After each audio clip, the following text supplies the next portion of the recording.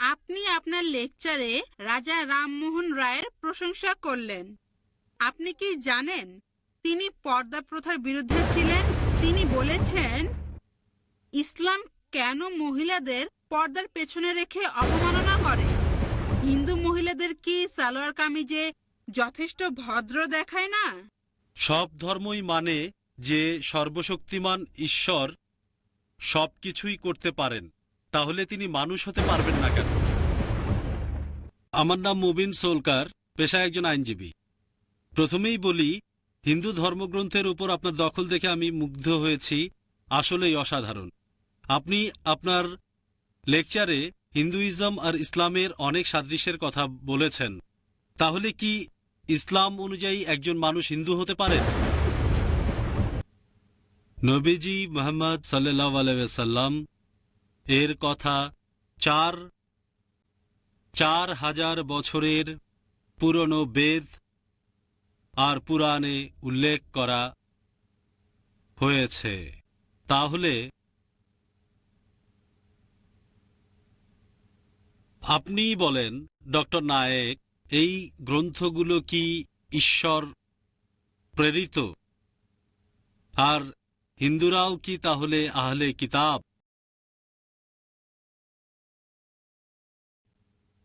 প্রশ্ন করার আগে আপনার নাম ও পেশা বলে নেবেন, যাতে বক্তা আপনাকে উপযুক্ত উত্তর দিতে পারেন।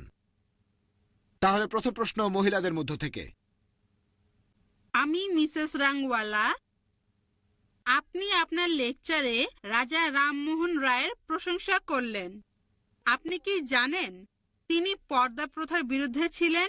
তিনি বলেছেন, ইসলাম কেন মহিলাদের পর্দার পেছনে রেখে অবমাননা করে? হিন্দু মহিলাদের কি সালোয়ার কামিজে যথেষ্ট ভদ্র দেখায় না? বোন, আপনি খুব সুন্দর প্রশ্ন করেছেন যে আমি আমার লেকচারের মধ্যে রাজা রামমোহন রায়ের অনেক প্রশংসা করেছি। হিন্দুইজমে উনি যেসব সংস্কার করেছিলেন, তবে তিনি হিজাবের বিরুদ্ধেও কথা বলেছিলেন, যেটা ইসলাম ধর্মে আছে। আমি এ ব্যাপারে জানি কি না। আর ইসলাম কেন মহিলাদের পর্দার আড়ালে রেখে তাদের অসম্মান দেখায়? আর হিন্দু কোনো মহিলা পর্দা না করে সালোয়ার কামিজ পরলে সে কি মার্জিত হবে কিনা? বোন, আপনাকে বুঝতে হবে, যদি আমি কোনো লোকের একটা বিষয়ে প্রশংসা করি, তার মানে এই না যে আমি তার সব কথা মেনে নিলাম। যেমন ধরেন, 4 বছর আগে ইন্ডিয়ার স্বরাষ্ট্রমন্ত্রী মিস্টার এল.কে আদভানি আইনের ব্যাপারে সুপারিশ করেছিলেন ধর্ষণকারীর হওয়া উচিত মৃত্যুদণ্ড। তখন আমি প্রশংসা করেছি যে উনি ইসলামী মতবাদের সাথে একমত হয়েছেন যে ধর্ষণকারীর মৃত্যুদণ্ড হওয়া উচিত। তবে যখন আমি এল.কে আদভানির প্রশংসা করছি, তার মানে এই না যে তার সব কথাই মেনে নিচ্ছি। তবে ওনার এই কথার সাথে আমি একমত যে ধর্ষণকারীর মৃত্যুদণ্ড হওয়া উচিত। ইসলামে একই কথা বলছে। একইভাবে রাজা রামমোহন রায়, আমি তার প্রশংসা করি, তিনি একজন মহান সংস্কারক, তাকে শ্রদ্ধা করি। তবে এটাও জানি তিনি হিজাবের বিরুদ্ধে ছিলেন, ইসলাম ধর্মের যে নিয়মটা আছে। এখন আপনারা দেখবেন যে শালীনতা বা মার্জিত বলতে যেটা বোঝায়, সেটা এক এক জায়গায় এক এক রকম হয়ে থাকে। যেমন ধরেন, বেশ কিছু দেশ আছে আরবের, যেখানে বলা হয় যদি কেউ মহিলার দিকে তাকায়, কোনো মেয়ের দিকে তাকায়, সেটাকে বলা হয় অভদ্রতা। কোনো মহিলার দিকে তাকালে সেটা হবে অভদ্রতা। ইন্ডিয়াতে কোনো মহিলাকে যদি স্পর্শ না করেন, সেটাই ভদ্রতা। সেজন্য যখন পুরুষ মহিলা একে অন্যকে অভিবাদন জানায়, তারা হাত জোড় করে, কেউ কাউকে স্পর্শ করে না। যদি কোনো মহিলাকে স্পর্শ না করেন, তাহলে আপনি ভদ্র। বেশ কিছু পশ্চিমা দেশে হ্যান্ডশেক করাটা হচ্ছে ভদ্রতা। একজন পুরুষ কোনো মহিলার সাথে হ্যান্ডশেক করলে সেটা ভদ্রতা। যদি হ্যান্ডশেক না করেন, তাহলে ধরে নেওয়া হবে আপনি বন্ধুভাবাপন্ন নন। আরও কিছু পশ্চিমা দেশে মহিলাদের চুমু দেওয়াটা ভদ্রতা। যদি চুমু না দেন, সেটা অভদ্রতা। কিছু পশ্চিমা দেশে একজন পুরুষ আর একজন মহিলা যা খুশি করতে পারে, যদি স্বেচ্ছায় করে থাকে, তাহলে সেটা হচ্ছে ভদ্রতা। এক এক জায়গায় মানুষের ভদ্রতার লেভেলটা এক এক রকম হয়ে থাকে। যেমন ধরেন, আমেরিকায় কোনো মহিলা যদি পরে মিনিস্কার্ট অথবা শর্টস, সেটাকে বলা হবে ভদ্রতা। কিন্তু একই মহিলা যদি ইন্ডিয়ায় এসে মিনিস্কার্ট আর শর্টস পরে আমরা তাকে বলবো অভদ্র। একবার আমেরিকা লেকচার দিচ্ছি, একজন আমেরিকান আমাকে বলল, ভাই জাকির, আপনাদের ইন্ডিয়ার মহিলারা খুবই অভদ্র। অবাক হলাম, আমি একমত হলাম না। সে বলল, অবশ্যই ইন্ডিয়ান মহিলারা যখন শাড়ি পরে তাদের পেট দেখা যায়। আমেরিকানদের দৃষ্টিভঙ্গিতে মহিলাদের পেট দেখানো অভদ্রতা। তাহলে পরিবেশ পরিস্থিতির উপর নির্ভর করে ভদ্রতা লেভেলটা বদলে যায়। আসুন এবার আমরা দেখি সর্বশক্তিমান ঈশ্বর আল্লাহ সুবহানাহু ওয়া তাআলা এই ভদ্রতা সম্পর্কে কি বলেছেন। আল্লাহ পবিত্র কোরআনে বলেছেন, সূরা নূর অধ্যায় নম্বর 24 আয়াত 30, মুমিন পুরুষদের বলো দৃষ্টি সংযত রাখতে, লজ্জাস্থানের হেফাজত করতে। আল্লাহ প্রথমে পুরুষদের শালীনতার কথা বলেছেন, তারপর মহিলাদের। একজন পুরুষ কোনো মহিলার দিকে তাকালে যদি মনে কোনো বাজে চিন্তা আসে, সে দৃষ্টি নিচু করবে। একবার একজন মুসলিম অনেকক্ষণ একটা মেয়ের দিকে তাকিয়েছিল। আমি বললাম, ভাই তুমি কি করছো? কোনো মেয়ের দিকে এভাবে তাকানো হচ্ছে হারাম। সে আমাকে বলল, আমাদের নবীজি বলেছেন প্রথমবার অনুমতি আছে, দ্বিতীয়বার তাকানো যাবে না। আমি অর্ধেক তাকানো এখনো শেষ করতে পারিনি। নবীজি যখন বলেছেন প্রথমবার তাকানো যাবে, দ্বিতীয়বার তাকানো যাবে না, তিনি আসলে বুঝিয়েছেন যদি অনিচ্ছাকৃতভাবে কোনো মেয়ের দিকে তাকান, তারপর ইচ্ছাকৃতভাবে তার সৌন্দর্যটা উপভোগ করবেন না। এমন না যে 10 মিনিট এক দৃষ্টিতে তাকিয়ে বলবেন প্রথম দেখাটা এখনো শেষ করিনি। পরে একটা মহিলাদের হিজাবের কথা বলছে। আল্লাহ পবিত্র কোরআনে বলছেন, সূরা নূর অধ্যায় 24 আয়াত 31, মুমিন নারীদেরকে বলো তারা দৃষ্টি সংযত রাখবে, লজ্জাস্থানে হেফাজত করবে, আর যেটা সাধারণত প্রকাশ থাকে সেটা ব্যতীত সৌন্দর্য প্রকাশ করবে না, আর মাথার কাপড় দিয়ে গ্রীবা ও বক্ষতে সাবৃত করে। এটা করা লাগবে না বাবা, স্বামী, ছেলের সামনে। তারপর মাহরামদের এক তালিকা যাদের সে বিয়ে করতে পারবে না। হিজাব পালনের শর্তগুলো কোরআন এবং সহিহ হাদিসে বলা হয়েছে, মোট 6টা শর্ত। প্রথমটা হিজাবের সীমা। পুরুষের হিজাবের সীমা নাভি থেকে হাঁটু নিচ পর্যন্ত।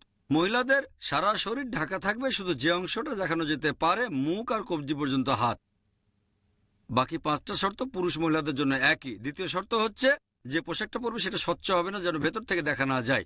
তৃতীয় শর্ত, পোশাকটা এমন আটোসাটো হবে না যেন কাঠামো বোঝা যায় শরীরের। চতুর্থ, পোশাকটা খুব আকর্ষণীয় হবে না যাতে বিপরীত লিঙ্গ আকৃষ্ট হয়। পঞ্চম, সেটা বিপরীত লিঙ্গের পোশাকের মতো হবে না। আর ষষ্ঠ, পোশাকের মধ্যে অবিশ্বাসীদের কোনো চিহ্ন থাকবে না। হিজাবের কারণ বলা হয়েছে সূরা আহজাব অধ্যায় 33 আয়াত 59। সেখানে আল্লাহ বলেছেন যে, হে নবী, তোমার স্ত্রীগণকে বলো, তোমার কন্যাদের ও মুমিন নারীদেরকে বলো, যখন বাড়ির বাইরে যাবে তারা যেন চাদর পরে, এতে করে তাদের চেনা যাবে, ফলে তাদেরকে উত্ত্যক্ত করা হবে না। মনে করেন দুজন যমজ বোন, তারা খুবই সুন্দরী, দুজন একই রকম সুন্দর। ধরেন তারা বোম্বের রাস্তায় হেঁটে বেড়াচ্ছে, মনে করেন পেডার রোডে। যমজ বোনদের একজন পরেছে পশ্চিমা পোশাক, মিনিস্কার্ট আর শর্টস, আর অন্য বোন পরেছে ইসলামিক হিজাব, পুরো শরীর ঢাকা, শুধু মুখমণ্ডল আর হাতের কবজি পর্যন্ত খোলা। মনে করেন তারা পেডার রোডে হেঁটে বেড়াচ্ছে, আর রাস্তায় কোনো একজন মাস্তান একটা বখাটে শিকারের অপেক্ষায় আছে, মেয়েদের উত্ত্যক্ত করবে। আমি আপনাদের প্রশ্ন করি, কোন মেয়েটাকে উত্ত্যক্ত করা হবে? মিনিস্কার্ট আর শর্টস পরা মেয়েটাকে উত্ত্যক্ত করবে, নাকি সেই মেয়েটাকে উত্ত্যক্ত করবে যে ইসলামিক হিজাব পরেছে? উত্ত্যক্ত করবে সেই মেয়েটাকে যে পশ্চিমা পোশাক পরে আছে। আসুন এবার দেখি হিন্দু ধর্মগ্রন্থগুলোতে ভদ্রতা সম্পর্কে কি বলা হয়েছে। ঋগ্বেদে উল্লেখ করা হয়েছে, গ্রন্থ নম্বর 8 অনুচ্ছেদ 33 পরিচ্ছেদ 19, বলা হয়েছে যে ব্রহ্মা যখন তোমাকে মেয়ে বানিয়েছেন, ব্রহ্মা যখন তোমাকে নারী বানিয়েছেন, তোমরা দৃষ্টি নিচু করবে আর চোখ তুলবে না, 2 পা একসাথে রাখবে। তোমরা সেটা প্রকাশ করবে না যেটা পোশাক আর পর্দা গোপন করে রাখে। তাহলে ঋগ্বেদ বলছে মহিলাদের পর্দা করা উচিত, তারা দৃষ্টি নিচু রাখবে আর চোখ তুলবে না। ঋগ্বেদ আরো উল্লেখ করা হয়েছে, গ্রন্থ নম্বর 10 অনুচ্ছেদ 85 পরিচ্ছেদ 30, সেই লোককে কেউ পছন্দ করে না যে তার স্ত্রীর পোশাক দিয়ে নিজের উরু ঢেকে রাখে। তাহলে ঋগ্বেদ বলছে যে বিপরীত লিঙ্গের মানুষের পোশাক পরা এটা নিষিদ্ধ। এছাড়া উল্লেখ করা হয়েছে মহাবীর চরিত্রে অধ্যায় নম্বর 2 পৃষ্ঠা নম্বর 71, যে রাম বলছেন, যখন পরশুরাম আসলেন, রাম তার স্ত্রী সীতাকে বললেন যে উনি আমাদের গুরুজন, তোমার দৃষ্টি নিচু করো আর পর্দা দিয়ে ঢাকো। রাম তার স্ত্রী সীতাকে বলছেন পর্দা দিয়ে ঢাকো আর দৃষ্টি নিচু করে রাখো। যদি ইতিহাসের বই পড়েন, সে বইগুলোতে প্রাচীন আমলের কথা আছে, গুপ্ত সাম্রাজ্যের আমল আর তার পরবর্তী সময়। সে সময়ে মুদ্রায় মহিলাদের ছবি, পর্দা দিয়ে ঢাকা ইন্ডিয়ান মহিলা, ঘোমটা দিয়ে আছে কাঁধ পর্যন্ত, অনেকের হাত পর্যন্ত ঢাকা। অনেক ইন্ডিয়ান মহিলা যদি কখনো গ্রামে যান, মহিলারা পর্দা মানে তারা মাথা ঢেকে রাখে, অনেক মহিলা মুখও ঢেকে রাখে। তাহলে যদি ভালো করে দেখেন, এমনকি হিন্দু ধর্মগ্রন্থ বলছে মহিলাদের পর্দা মানা উচিত, মহিলার দৃষ্টি নিচু করবে। এমনও হতে পারে যে রাজা রামমোহন রায় এই অনুচ্ছেদগুলো পড়েননি। আল্লাহ চাইলে যদি রাজা রামমোহন রায় এই অনুচ্ছেদগুলো পড়তেন, তিনিও বলতেন যে মহিলাদের পর্দা মানা উচিত। 4 বছর আগে আমি স্বরাষ্ট্রমন্ত্রী এলকে আদভানির প্রশংসা করেছিলাম। তিনি বলেছিলেন ধর্ষণকারীর মৃত্যুদণ্ড হওয়া উচিত।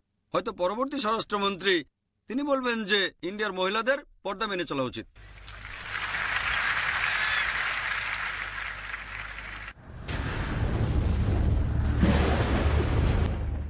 হ্যাঁ ভাই, প্রথমে আপনার নাম আর পেশা বলেন। আসসালামু আলাইকুম, আমার নাম আফরোজ ওয়াসায়া। আমি একটা প্রাইভেট লিমিটেড কোম্পানির ম্যানেজার। আমি একটা প্রশ্ন করতে চাই। সব ধর্মই মানে যে সর্বশক্তিমান ঈশ্বর সব কিছুই করতে পারেন, তাহলে তিনি মানুষ হতে পারবেন না কেন?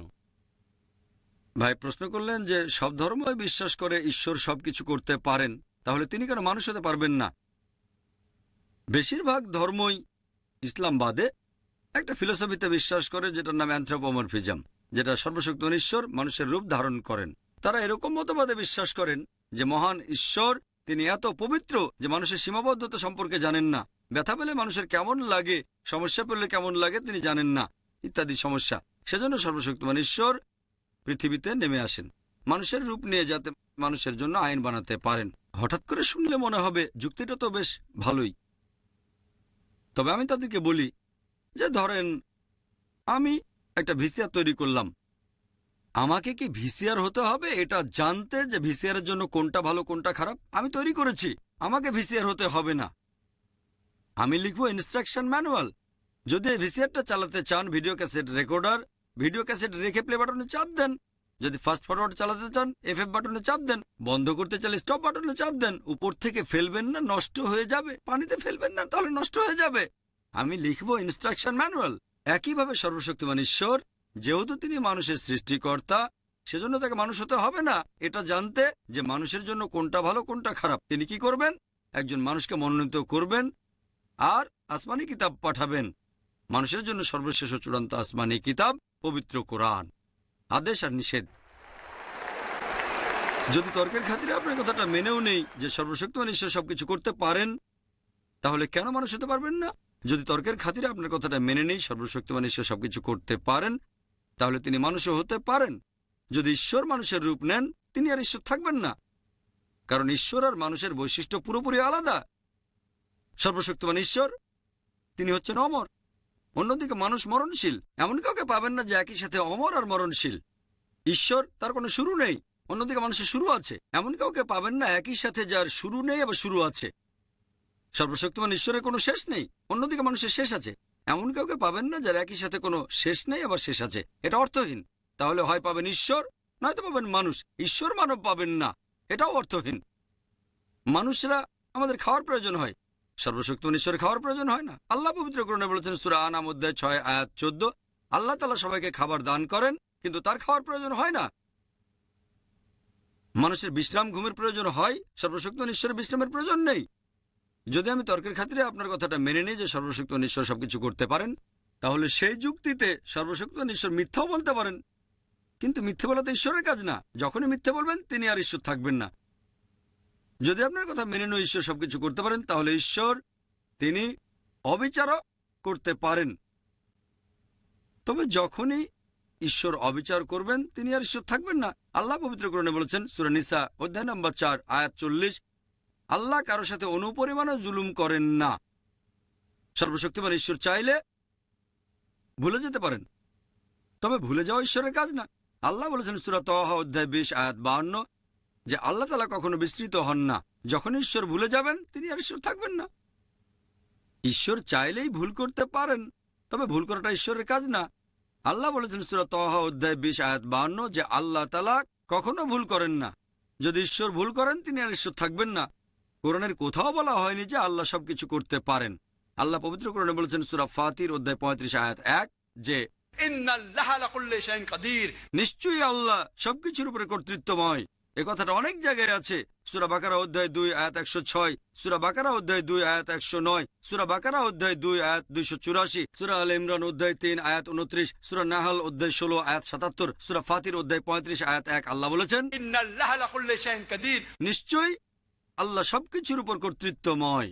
আল্লাহ বলেছেন সূরা বুরুজ অধ্যায় 85 আয়াত 16 যে আল্লাহ তিনি যা ইচ্ছা তাই করতে পারেন, তিনি যা ইচ্ছা করেন তাই করতে পারেন। তবে আল্লাহ সুবহানাহু ওয়া তাআলা কখনো মিথ্যে বলতে চাইবেন না, কখনো ভুল করতে চাইবেন না, তিনি কখনো মানুষের রূপ ধারণ করতে চাইবেন না। তিনি শুধু সেগুলোই করতে চাইবেন যেগুলো আল্লাহর কাজ। আশা করি উত্তরটা পেরে।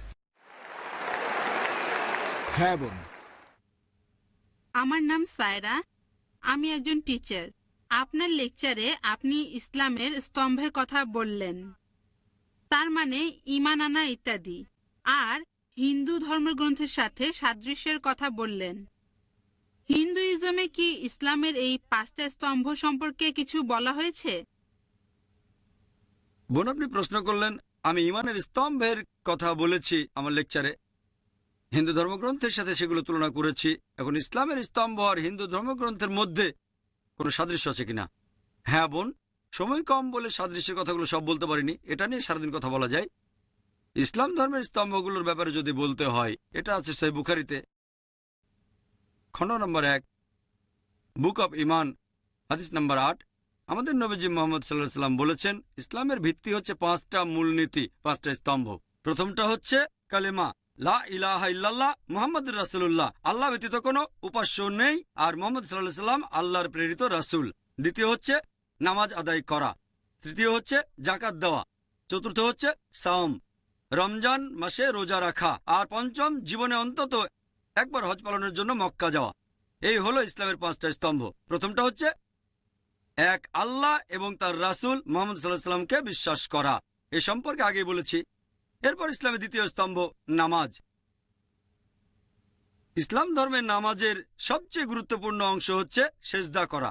আল্লাহ পবিত্র কোরআনে বলেছেন সূরা আলে ইমরান অধ্যায় 3 আয়াত 43, ইয়া মারইয়াম মুকনুতি লিরাব্বিকি ফাসজুদি। হে মরিয়ম, তোমার প্রতিপালকের প্রতি অনুগত হও, যারা সেজদা দেয় তাদের সাথে সেজদা করো। আল্লাহ পবিত্র কোরআনে বলেছেন সূরা হজ অধ্যায় নম্বর 22 আয়াত 77, ইয়া আইয়ুহাল্লাযিনা আমানু। হে মুমিনগণ, তোমরা রুকু করো এবং সিজদা করো যারা সিজদা করে তাদের সাথে। তাহলে প্রধান অংশ হচ্ছে সিজদা করা। হিন্দুইজমে বিভিন্ন ধরনের উপাসনা আছে। এরকম একটা উপাসনা যেটাকে বলা হয় ষষ্ঠাঙ্গ। ষষ্ঠাঙ্গের স মানে সাথে,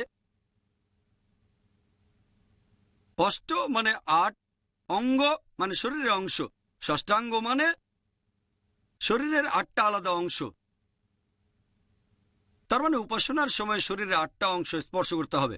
যদি ভালো করে দেখেন, হিন্দুদের এই ষষ্ঠাঙ্গের সেরা উপায়টা সেটা আমাদের নামাজের সেজদার মতোই। শরীরের 8টা অংশ স্পর্শ করি, প্রথমে কপাল, তারপর নাক, তারপর 2 হাত, 2 হাঁটু আর 2টো পা। ইসলামের তৃতীয় স্তম্ভ হচ্ছে যাকাত, দান করা। প্রতি হিজরি বছরে অতিরিক্ত সম্পদের 2.5% দান করতে হবে। যাকাতের কথা কোরআনেও বলা হয়েছে সূরা আল হাশর অধ্যায় নম্বর 59 আয়াত 7। যাকাতের বিধান দেওয়া হয়েছে যাতে করে সম্পদ শুধু বিত্তশালীদের মধ্যে আবর্তন না করে। একই রকম কথা বলা হয়েছে ঋগ্বেদে গ্রন্থ নাম্বার 10 অনুচ্ছেদ 117 পরিচ্ছেদ 5, যে গরিব লোকদের দান করো। তুমি এটা জানো না, আজকে তুমি হয়তো বড় লোক, আগামীকালই গরিব হয়ে যেতে পারো। আর ধন সম্পদ ঘুরতে থাকে রথের চাকার মতো। ইসলাম একই কথা বলছে। 4 নম্বর স্তম্ভ সাওম, তার মানে পুরো রমজান মাসে রোজা পালন করা, পানাহার করা থেকে বিরত থাকা সূর্যোদয় থেকে সূর্যাস্ত পর্যন্ত। হিন্দু ধর্মে অনেক ধরনের রোজা পালন আছে। এরকম একটা রোজার কথা বলা হয়েছে মনুস্মৃতিতে 6 নম্বর অধ্যায় অনুচ্ছেদ 24, সেটা 1 মাস রোজা রাখা। রোজার কথা আবারও বলা হয়েছে মনুস্মৃতিতে অধ্যায় নম্বর 4 অনুচ্ছেদ 222, এছাড়াও মনুস্মৃতি অধ্যায় 11 অনুচ্ছেদ নম্বর 204। পঞ্চম স্তম্ভ হচ্ছে হজ। যে প্রাপ্তবয়স্ক মুসলিমের হজ করার সামর্থ্য আছে সে অন্তত একবার হজ করবে। তার মানে হজ পালন করার জন্য সে অন্তত একবার মক্কা শহরে যাবে। হিন্দুজমে অনেক ধরনের তীর্থযাত্রা আছে। একটা টাইপের কথা বলা হয়েছে ঋগ্বেদে গ্রন্থ নম্বর 3 অনুচ্ছেদ 29 পরিচ্ছেদ 4। একটা জায়গার নাম ইলাইসপাত, একটা তীর্থ উপাসনার জায়গা যার নাম ইলা ইস্পাত। ইলা মানে আল্লাহ, স্পাদ মানে জায়গা, তাহলে ইলা ইস্পাত মানে আল্লাহর জায়গা। আর বলা হয়েছে এই জায়গাটা পৃথিবীর একেবারে কেন্দ্রে। আমরা জানি মক্কা রয়েছে পৃথিবীর একেবারে কেন্দ্রে। তাহলে বেদ বলছে যে তীর্থযাত্রার একটা স্থান হলো আল্লাহর জায়গা। আমরা বলি বাইতুল্লাহ, যেটা রয়েছে পৃথিবীর কেন্দ্রে। এরপর আরো দেখবেন ঋগ্বেদে গ্রন্থ নম্বর 3 অনুচ্ছেদ 29 পরিচ্ছেদ 11 নারসাংসার কথা বলা হয়েছে, মানে নবীজি মোহাম্মদ সাল্লাল্লাহু সাল্লাম। এই তীর্থযাত্রার জায়গাটা মক্কা ছাড়া আর কিছুই না। আর আপনারা যদি সংস্কৃত ডিকশনারি পড়েন, সেখানে বলা হয়েছে ইলাস্পাদ মানে ঈশ্বরের জায়গা, একটা তীর্থস্থান। মক্কার কথা আরো উল্লেখ করা হয়েছে ঋগ্বেদে গ্রন্থ নম্বর 1 অনুচ্ছেদ 128 পরিচ্ছেদ 1। এই হলো সংক্ষেপে হিন্দুইজম আর ইসলামের স্তম্ভগুলোর মধ্যে সাদৃশ্য। এবারের প্রশ্ন বাম দিকের মাইক থেকে। আসসালামু আলাইকুম, আমার নাম আতিফ সুমার, আমি ছাত্র। আমার প্রশ্ন হলো, মূর্তি পূজা করার সময় হিন্দু বিশেষজ্ঞরা বলেন তারা সর্বশক্তিমান ঈশ্বরের উপাসনা করছেন, তবে এই মূর্তি হলো মনোযোগের জন্য। ইসলাম ধর্ম অনুযায়ী এটার কি অনুমতি আছে? ভাই, আপনি প্রশ্ন করলেন, হিন্দু বিশেষজ্ঞরা এটা মানেন যে মূর্তি পূজা করা ভুল, তবে ঈশ্বরের কাছে প্রার্থনা করার সময় মূর্তি রাখা হয় মনোযোগ দেওয়ার জন্য। তারা মানেন ঈশ্বরের প্রতি মূর্তি নেই, তবে মূর্তি হলো মনোযোগের জন্য। এটা সঠিক কিনা? এইসব হিন্দু বিশেষজ্ঞরা হিন্দু ধর্মগ্রন্থ পড়েছেন, আর এই বিশেষজ্ঞরা মানেন সর্বশক্ত ঈশ্বরের কোনো প্রতিমূর্তি নেই। তারা যেটা বলেন, যেসব মানুষ সচেতনতার নিচু স্তরে রয়েছে তাদের মনোযোগের জন্য মূর্তির প্রয়োজন হয়। যখন সচেতনতার উঁচু স্তরে চলে যাবেন তখন মূর্তির প্রয়োজন হয় না। আমি এই পণ্ডিত আর বিশেষজ্ঞদের বলবো যে যেসব মানুষ সচেতনতার উঁচু স্তরে, তাদের মনোযোগের জন্য মূর্তি লাগে না। আমরা মুসলিমরা অলরেডি সেই উঁচু স্তরে পৌঁছে গেছি, আমাদের মনোযোগের জন্য মূর্তির প্রয়োজন হয় না। এছাড়া এক পণ্ডিত আমাকে বলেছিলেন, আমাদের শিশুদের সাথে কথা বলার সময় তাদেরকে সহজভাবে বোঝাতে হয়। যদি আপনার ছেলে জিজ্ঞেস করে বিদ্যুৎ কেন চমকায়, আপনি বলবেন যে ঠাকুরমা ওখানে চাক্কি পিষছে, বিদ্যুৎ চমকাচ্ছে কারণ ঠাকুরমা চাক্কি পিষছে, স্বর্গে বসে ঠাকুরমা ময়দা গুঁড়ো করছে। আমি বললাম, ইসলাম অনুযায়ী আমরা মিথ্যে বলতে পারি না, ঠাট্টা করেও না। যদি আমার ছেলেকে বলি বিদ্যুৎ চমকাচ্ছে কারণ ঠাকুরমা চাক্কি পিষছে, যখন সে স্কুলে যাবে তখন জানতে পারবে যে বিদ্যুৎ চমকানোর কারণ হচ্ছে গরম বাতাসের আয়তন বেড়ে যাওয়া। তখন সে এরকম ভাববে আমার বাবা মিথ্যেবাদী। আমাদের বুঝতে হবে যে আমরা সত্যি কথা বলবো। পণ্ডিত আর বিশেষজ্ঞরা বলেন যে নিচু স্তরে মনোযোগের জন্য মূর্তির প্রয়োজন, উঁচু স্তরে গেলে মূর্তির প্রয়োজন হয় না। যেমন আমরা ক্লাস 2তে যখন পড়ি তাহলে দরকার হয়, উঁচু স্তরে গেলে দরকার হয় না।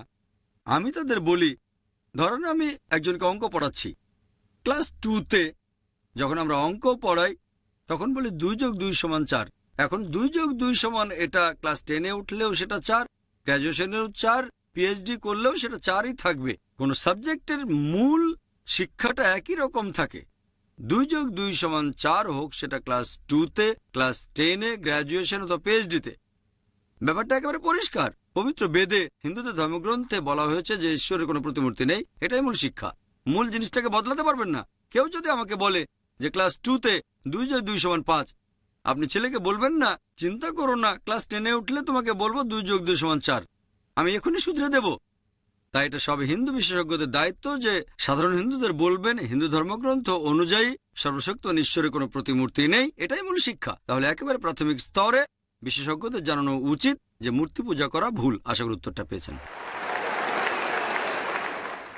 চতুর্থ প্রশ্ন, প্রশ্নটা করা হচ্ছে চিরকুট থেকে, করেছেন ভাই রোহিত শাহ। তিনি বলেছেন, ইসলাম যদি শান্তির ধর্ম হয়ে থাকে তাহলে এখানে জিহাদের কথা বলা হচ্ছে কেন? অর্থাৎ যুদ্ধ আর খুনোখুনির কথা। আসলে হিন্দুইজম হলো শান্তির ধর্ম। ভাই, খুবই গুরুত্বপূর্ণ একটা প্রশ্ন করেছেন যে ইসলাম শান্তির ধর্ম হলে জিহাদের কথা বলছে কেন, যুদ্ধ করে কাফিরদের হত্যা করা। আপনার মতে হিন্দুইজম শান্তির ধর্ম। ইসলাম ধর্মে জিহাদ নিয়ে অনেকের মধ্যে একটা ভুল ধারণা আছে। এই ভুল ধারণা যে শুধু অমুসলিমদের মধ্যে আছে তাই নয়, অনেক মুসলিমদের মধ্যে ভুল ধারণা আছে। তারা মনে করে যে কোনো যুদ্ধ যদি মুসলিম করে, কারণ যাই হোক, হতে পারে কোনো ব্যক্তিগত লাভ, হতে পারে খ্যাতির জন্য, হতে পারে টাকার জন্য, কোনো মুসলিম যুদ্ধ করলেই সেটা জিহাদ। মুসলিমরা যুদ্ধ করলে সেটা জিহাদ হয়ে যাবে না। জিহাদ এসেছে আরবি শব্দ জাহাদা থেকে, যার মানে চেষ্টা করা, সংগ্রাম করা। ইসলামিক পরিভাষায় এর মানে নিজের শয়তানি প্রবৃত্তির বিরুদ্ধে সংগ্রাম করে যাওয়া। এর আরেকটা মানে সমাজের উন্নতির জন্য চেষ্টা করে যাওয়া, আরেকটা মানে যুদ্ধের ময়দানে আত্মরক্ষার জন্য লড়াই করা, আরেকটা মানে হচ্ছে অত্যাচার অবিচারের বিরুদ্ধে প্রতিবাদ করা।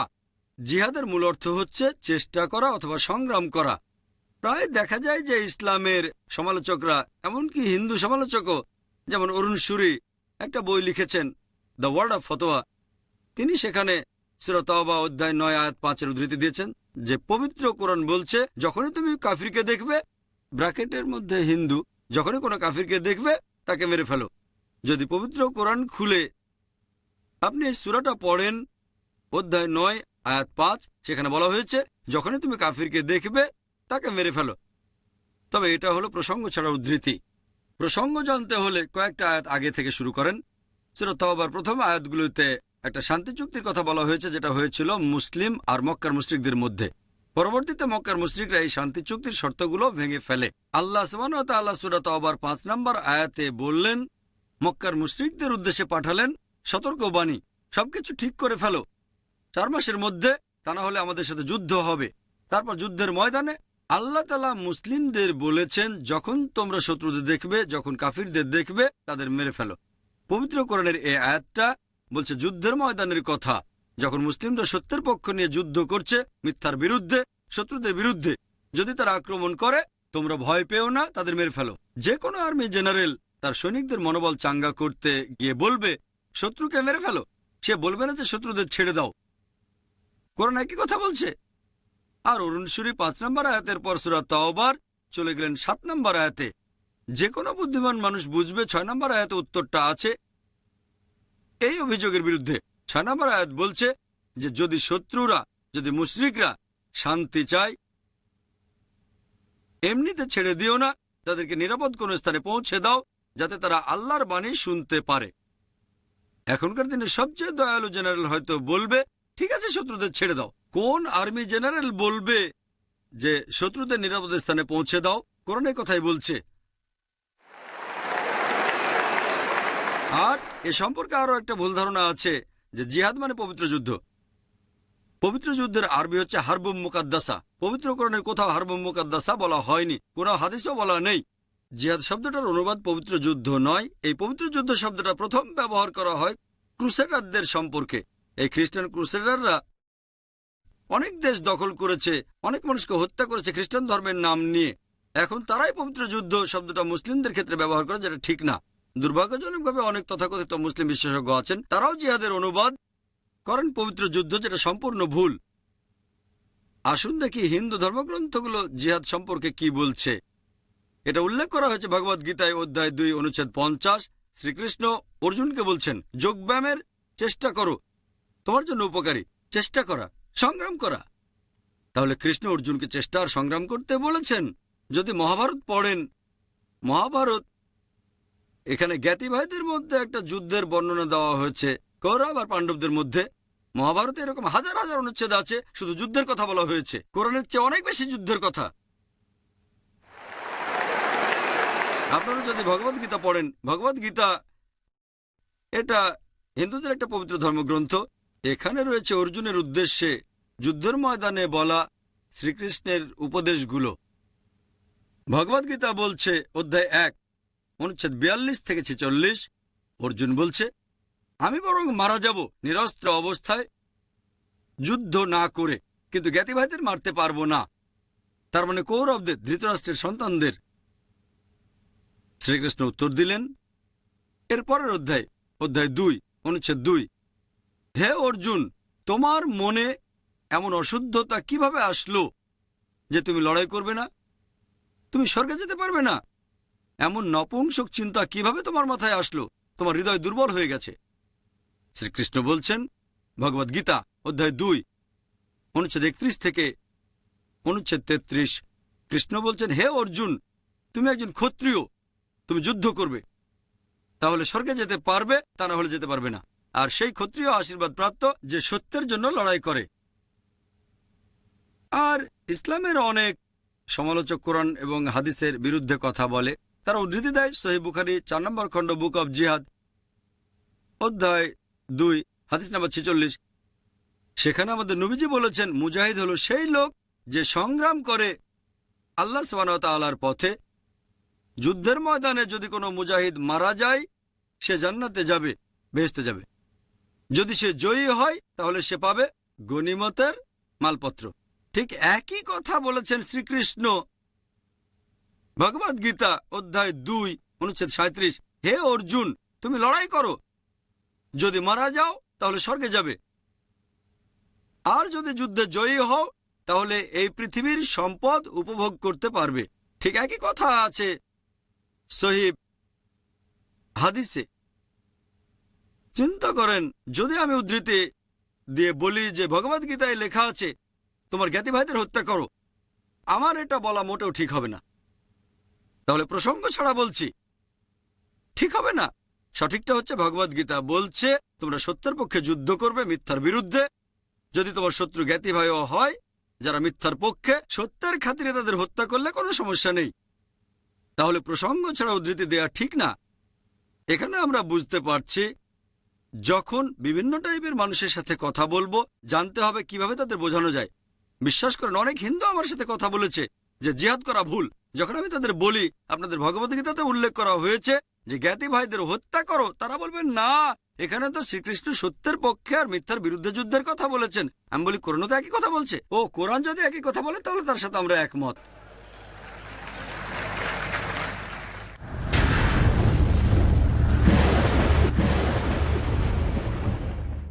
হ্যাঁ ভাই।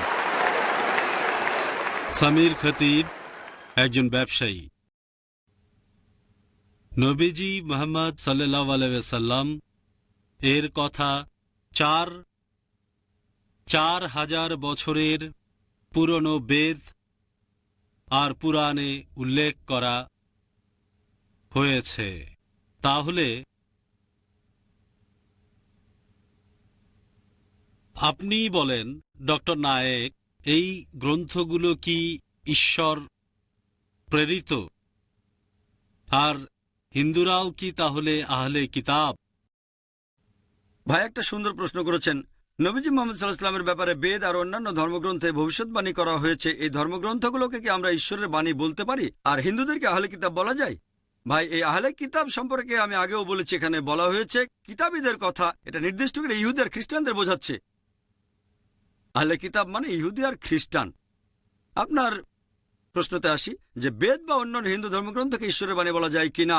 আল্লাহ পবিত্র কোরআনে বলেছেন সূরা রদ অধ্যায় 13 আয়াত 38, ولكل أجل كتاب। প্রত্যেক যুগে আমি আসমানি কিতাব পাঠিয়েছি, তবে পবিত্র কোরআনে মাত্র 4টার নাম উল্লেখ করা হয়েছে, তাওরাত, জাবুর, ইনজিল এবং কোরআন। তাওরাত হলো সেই আসমানি কিতাব যেটা নাজিল হয়েছিল মুসা আলাইহিস সালামের উপর। জাবুর হলো সেই আসমানি কিতাব যেটা নাজিল হয়েছিল দাউদ আলাইহিস সালামের উপর। ইনজিল হলো সেই আসমানি কিতাব যেটা নাজিল হয়েছিল ঈসা আলাইহিস সালামের উপর। আর কোরআন হলো শেষ ও চূড়ান্ত আসমানি কিতাব যেটা নাজিল হয়েছিল মুহাম্মদ সাল্লাল্লাহু আলাইহি ওয়াসাল্লামের উপর। এখন যে আসমানি কিতাবগুলো নাজিল হয়েছিল সেগুলো ছিল একটা নির্দিষ্ট সময় আর সম্প্রদায়ের জন্য। কোরআনের আগের ওহিগুলো ছিল নির্দিষ্ট সময় আর সম্প্রদায়ের জন্য। কোরআন নাজিল হয়েছে পুরো মানব জাতির জন্য। আপনার প্রশ্নটা যে বেদ আর অন্যান্য হিন্দু ধর্মগ্রন্থকে আল্লাহর বাণী বলা যায় কিনা, যেহেতু বেদের কথা কোরআনে কোনো রকম উল্লেখ করা হয়নি, আমরা একেবারে নিশ্চিত হয়ে বলতে পারি না যে এগুলো আল্লাহর বাণী। আমরা যেটা বলতে পারি, হতে পারে এগুলো আল্লাহর বাণী। যদি আমাকে বলেন আল্লাহ তো অনেক নবী রাসূল পাঠিয়েছেন, এখন আমরা কি রাম অথবা লক্ষণকে বলতে পারি রাসূল? আল্লাহ বলেছেন তিনি পৃথিবীতে অনেক আসমানি কিতাব পাঠিয়েছেন, অনেক নবী রাসূল পাঠিয়েছেন। যেহেতু কোরআনে বলা হয়নি যে বেদ আল্লাহর বাণী, আমরা বলতে পারি হয়তো এটা আল্লাহর বাণী, নিশ্চিত হয়ে বলতে পারি না। একইভাবে এটাও বলতে পারি না যে রামকৃষ্ণ হলেন আল্লাহ তাআলার রাসূল। বলতে পারি যে হতে পারেন, যেহেতু কোরআনে এটা উল্লেখ করা হয়নি তাই নিশ্চিতভাবে বলতে পারি না, তবে হতে পারেন। তারপরও যদি রাম আল্লাহ তাআলার রাসূল হয়েও থাকেন, যদি কৃষ্ণ আল্লাহর রাসূল হয়েও থাকেন, যদি বেদ আল্লাহর বাণী হয়েও থাকে, এটা ছিল একটা নির্দিষ্ট সময় আর সম্প্রদায়ের জন্য। বর্তমানে আপনি পৃথিবীর যে অংশেই থাকেন, আপনার মানা উচিত সর্বশেষ ও চূড়ান্ত আসমানি কিতাব অর্থাৎ পবিত্র কোরআন আর সর্বশেষ ও চূড়ান্ত নবী মুহাম্মদ সাল্লাল্লাহু আলাইহি ওয়াসাল্লামকে। হিন্দু ধর্মগ্রন্থ অর্থে তাকে বলা হয়েছে অন্তিম অবতার। এবারে চিরকুটে প্রশ্ন করেছেন ভাই অমর সিনহা। তিনি বলেছেন, আপনি ইন্টারফেইথ ডায়ালগ চালু করেছেন, আপনি কি তাদের সাথে একমত যারা বলে যে পৃথিবীর সব ধর্মই এক? ভাই, আপনি প্রশ্ন করলেন যে আমি ইন্টারফেথ ডায়ালগ চালু করেছি, আমি কি তাদের সাথে একমত যারা বলে যে সব ধর্ম আসলে এক? পৃথিবী জুড়ে অনেক জায়গায় ইন্টারফেথ ডায়ালগ অনুষ্ঠিত হয়ে থাকে, এমনকি বোম্বেতেও। সেখানে আমরা দেখি বিভিন্ন ধর্ম থেকে বেশ কিছু ধর্মীয় ব্যক্তিত্ব স্টেজে উঠে বলেন যে সব ধর্মই আসলে এক। একজন হিন্দু লোক আসবে, হিন্দু ধর্মীয় ব্যক্তিত্ব, যে সব ধর্মই এক। একজন মুসলিম এসে বলবে যে সব ধর্মই এক। তারপর খ্রিস্টান এসে বলবে সব ধর্মই এক। আমি তাদেরকে একটা সহজ প্রশ্ন করতে চাই, যদি মেনে নেন যে সব ধর্মই এক, তাহলে একজন খ্রিস্টান ধর্মযাজক কি খ্রিস্টান ধর্ম ত্যাগ করে ইসলাম গ্রহণ করবেন? একজন মুসলিম লোক ইসলাম ত্যাগ করে কি হিন্দু ধর্ম গ্রহণ করবে? একজন হিন্দু পুরোহিত কি হিন্দুইজম বাদ দিয়ে খ্রিস্টান হয়ে যাবে? সবাই বলবেন না। এই মানুষগুলো নিজেদেরকে সেকুলার হিসেবে পরিচয় করিয়ে দিতে চায়, এভাবে একে অন্যের পিঠ চুলকে দেয়। ব্যাপারটা যেন একজন ছাত্র টিচারকে প্রশ্ন করছে, 2 যোগ 2 সমান কত হবে স্যার? 2 যোগ 2 সমান কি 3 হবে, নাকি 4 হবে, নাকি হবে 5? 3 জন টিচার স্টেজে এসে বলল যে সবগুলো উত্তরই সঠিক। 2 যোগ 2 সমান 3 হবে, 2 যোগ 2 সমান 4 হবে, আবার 2 যোগ 2 সমান 5 হবে। এটা ফালতু কথা ছাড়া আর কিছুই নয়। আমি ইসলাম এবং কম্পারেটিভ রিলিজিয়নের একজন ছাত্র, বিভিন্ন ধর্মগ্রন্থ পড়েছি, বিভিন্ন ধর্মের রীতিনীতি সম্পর্কে জানি, এগুলো একরকম না। আমি সাম্প্রদায়িক সৌহার্দ্যে বিশ্বাস করি, ইন্টারফেথ ডায়ালগে বিশ্বাস করি। আমি বলবো, যদি আপনারা এরকম বলেন যে মনে করেন পৃথিবীতে যতগুলো ধর্ম আছে, যতগুলো ধর্মগ্রন্থ আছে, অন্তত পক্ষে একটা ধর্মগ্রন্থ পুরোপুরি 100% আল্লাহ তাআলার বাণী, এই অনুমানটাতে কোনো ধর্মীয় ব্যক্তিত্ব আপত্তি জানাবেন না। আমিও এটা মানতে আপত্তি করব না। অন্ততপক্ষে একটা ধর্মগ্রন্থ আল্লাহ তাআলার বাণী। খ্রিস্টানরা বলবে ঠিক আছে, অন্ততপক্ষে একটা মানে বাইবেল ঈশ্বরের বাণী। হিন্দুরা বলবে সমস্যা নেই, অন্তত বেদ ঈশ্বরের বাণী। মুসলিমরা বলবে সমস্যা নেই, অন্তত কোরআন আল্লাহ তাআলার বাণী। আমি কি করব? এই সব নির্দেশগুলো জোগাড় করব খ্রিস্টানদের বাইবেল থেকে, হিন্দু ধর্মগ্রন্থ বেদ থেকে, আর মুসলিমদের কোরআন থেকে। তারপরে এদের সাদৃশ্যগুলো দেখেন। ধরেন 50টা বিষয় কমন। এখন বিভিন্ন ধর্মগ্রন্থ থেকে আমরা যদি 50টা কমন জিনিস সবার সামনে তুলে ধরি, তাহলে সবাই মেনে নেবে যে বিভিন্ন ধর্মের অন্তত পক্ষে এই কথাগুলো নিশ্চিতভাবে মহান ঈশ্বরের বাণী। কেউ এগুলো প্রয়োগ করতে আপত্তি করবে না, কারণ কথাগুলো সব ধর্মগ্রন্থেই আছে। এই সাম্প্রদায়িক সৌহার্দ্যের মূলে রয়েছে কোরআনের একটা আয়াত, সূরা আল ইমরান অধ্যায় 3 আয়াত 64। বলা হয়েছে, تعالوا إلى كلمة سواء بينكم। এসো সেই কথায় যা আমাদের ও তোমাদের মধ্যে এক। হয়তো কিছু পার্থক্য আছে, ধর্মগুলোর মধ্যে বেশ কিছু পার্থক্য আছে। আমি চাইলে হিন্দুইজম আর ইসলামের পার্থক্য নিয়েও বলতে পারি, তবে এই সাদৃশ্যগুলোর ব্যাপারে কেউ আপত্তি জানাতে পারবে না, কমন জিনিসগুলোর ব্যাপারে, কারণ এই কথাগুলো সব ধর্মগ্রন্থেই বলা হয়েছে। হতে পারে কিছু মানুষ ধর্মগুলো সম্পর্কে জানে না, তারা অপমানিত বোধ করতে পারেন। যেমন ধরেন আপনি বললেন সবগুলো ধর্মগ্রন্থই হোক, বাইবেল হোক, বেদ অথবা কোরআন, সবাই বলছে মূর্তি পূজা করা উচিত না। যেহেতু বেদ সম্পর্কে জানেন না, তাই অপমানিত বোধ করতে পারেন। তারপরও সে আমার বিরুদ্ধে যাবে না, কারণ যদি আমার বিরুদ্ধে যায় তাহলে বেদের বিরুদ্ধেও যাবে, যেটাকে বলে তার ঈশ্বরের বাণী। তাহলে ইন্টারফেথ ডায়ালগ আর সাম্প্রদায়িক সৌহার্দ্যের সেরা উপায় হচ্ছে এসো সেই কথায় যা আমাদের ও তোমাদের মধ্যে এক। আশা করি উত্তরটা পেয়েছেন। হ্যাঁ ভাই। আমার নাম মুবিন সোলকার, পেশায় একজন আইনজীবী। প্রথমেই বলি, হিন্দু ধর্মগ্রন্থের উপর আপনার দখল দেখে আমি মুগ্ধ হয়েছি, আসলেই অসাধারণ। আপনি আপনার লেকচারে হিন্দুইজম আর ইসলামের অনেক সাদৃশ্যের কথা বলেছেন। তাহলে কি ইসলাম অনুযায়ী একজন মানুষ হিন্দু হতে পারেন?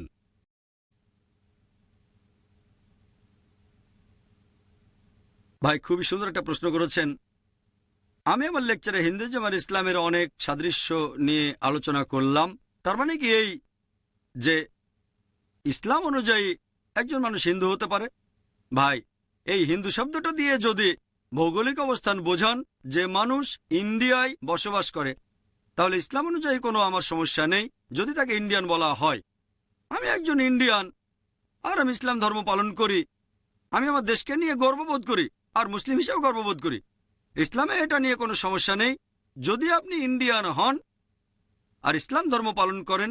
কিন্তু যদি বলেন যে হিন্দু হচ্ছে সেই লোক যে হিন্দুইজমের ধর্মগ্রন্থগুলো মেনে চলে, তাহলেও আমার কোনো আপত্তি থাকবে না যদি সেই হিন্দু যে হিন্দুইজমের ধর্মগ্রন্থের প্রতিষ্ঠিত সত্যগুলো মেনে চলে। প্রতিষ্ঠিত সত্য বলতে আমি কি বোঝাচ্ছি? প্রতিষ্ঠিত সত্য মানে হিন্দু ধর্মগ্রন্থের সেই কথাগুলো যেগুলো আল্লাহ তাআলার সর্বশেষ ও চূড়ান্ত আসমানি কিতাব পবিত্র কোরআনেও আছে। এখানে আমি বলছি বেদ আর কোরআনের কথা। আমি আগেও বলেছি দুটো ধর্মগ্রন্থই বলছে ঈশ্বর কেবলমাত্র একজন, নবী রাসূলে বিশ্বাস করে, শেষ নবী মুহাম্মদ সাল্লাল্লাহু আলাইহি সাল্লাম, পরকালে বিশ্বাস করে। যদি তারা এই প্রতিষ্ঠিত সত্যগুলো বিশ্বাস করে আমার কোনো আপত্তি নেই।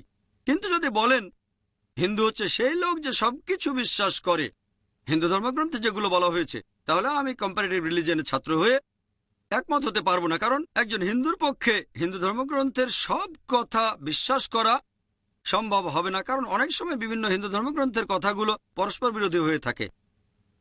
অনেক সময় একটা ধর্মগ্রন্থের কথা যেমন ঋগ্বেদ পরস্পর বিরোধী হয়, মনুস্মৃতির কথা পরস্পর বিরোধী। যেমন ধরেন এক জায়গায় বলা হয়েছে শুকরের মাংস খাওয়া উচিত না, আরেক জায়গায় বলা হয়েছে শুকরের মাংস খাওয়া যাবে। কারো পক্ষে একই সাথে পরস্পর বিরোধী কথা মানা সম্ভব হবে না। আমাদের বুঝতে হবে যে হিন্দু ধর্মগ্রন্থেও কিছু কথা বলা হয়েছে যেগুলো অনৈতিক। সংস্কারকরাই বলে গেছেন, তারা বলেন যে বর্ণপ্রথা, যেটার বিরুদ্ধে রাজা রামমোহন রায় আর জাস্টিস রানাডে বলেছেন। তারা সতীদাহ প্রথার বিরুদ্ধেও কথা বলেছেন, যেখানে মৃত স্বামীর জ্বলন্ত চিতায় জীবিত স্ত্রীকে পুড়িয়ে মারা হতো। এই জিনিসগুলো মেনে চলা সম্ভব না। এ কারণে আমি বলেছি যদি একজন হিন্দু ধর্মগ্রন্থের প্রতিষ্ঠিত সত্যগুলো মানে, আর এটা মানে একজন অন্তিম ঋষি ছিলেন। যখন গৌতম বুদ্ধ হিন্দুইজমকে বিশুদ্ধ করতে চাইলেন কুসংস্কার বাদ দিয়ে, অনেকে তার বিরুদ্ধে চলে গিয়েছিল। এই লোক কিভাবে বেদের সংস্কার করবে? পরে হিন্দুরা মেনে নিয়েছিল বুদ্ধ 24 জন অবতারের মধ্যে 23তম। তারা আরো মানে বুদ্ধ হলেন বিষ্ণুর 9ম অবতার। একইভাবে হিন্দু ধর্মগ্রন্থে দেখবেন বলা হয়েছে যে মোহাম্মদ সাল্লাল্লাহু আলাইহি সাল্লাম হলেন 24তম অবতার, তিনি বিষ্ণুর 10ম অবতার, তিনি হলেন অন্তিম ঋষি। তাহলে হিন্দুরা যদি প্রতিষ্ঠিত সত্যকে বিশ্বাস করে, যদি মোহাম্মদ সাল্লাল্লাহু আলাইহি সাল্লামকে আল্লাহ রাসূল হিসেবে বিশ্বাস করে, এক ঈশ্বরে বিশ্বাস করে, পরকালে বিশ্বাস করে, তাহলে হিন্দু হওয়ার কোনো সমস্যা নেই।